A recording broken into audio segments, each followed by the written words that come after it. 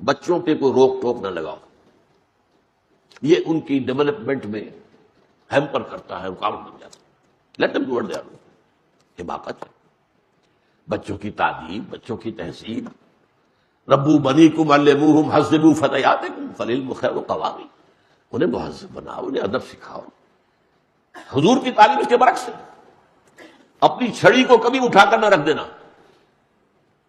اولاد کو سیدھا رکھنے کے لیے آپ کو استعمال کرنا ہے، محبت بھی بھرپور دو، لیکن یہ کہ ساتھ ہی وہ جو ہمارے یہاں ایک کہاوت ہے کہ کھلاؤ تو چوری چور کے اور دیکھو گھور کے۔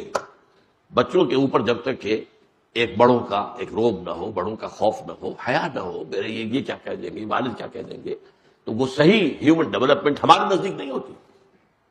وہ بچے جنہیں آپ جری بنا دیتے ہیں، بے شرم بنا دیتے ہیں، بے حیا بنا دیتے ہیں، بے ادب بنا دیتے ہیں، وہ پھر خود آپ کے سینے پر جو ہے وہ منہ ڈلیں گے، آپ کی اپنی جو ہے بڑھاپے کے اندر سہارے روح بنیں گے۔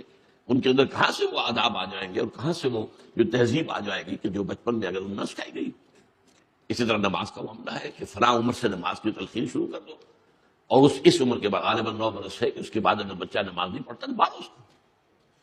تو نبوت کی تعلیم اس کے بالکل برعکس۔ یہ جدید جو ہے چلڈرن سائیکالوجی، اس کی بڑی حماقتوں میں سے ایک حماقت ہے کہ بچوں کو روک ٹوک کرنے سے ان کے اندر جو آزاد شخصیت کے پروان چڑھنے کا امکان ہوتا ہے، انڈیپینڈنٹ پرسنالٹی، وہ ان میں کم ہو جاتی ہے، تو انہیں روک و ٹوک انہیں جو چاہے کر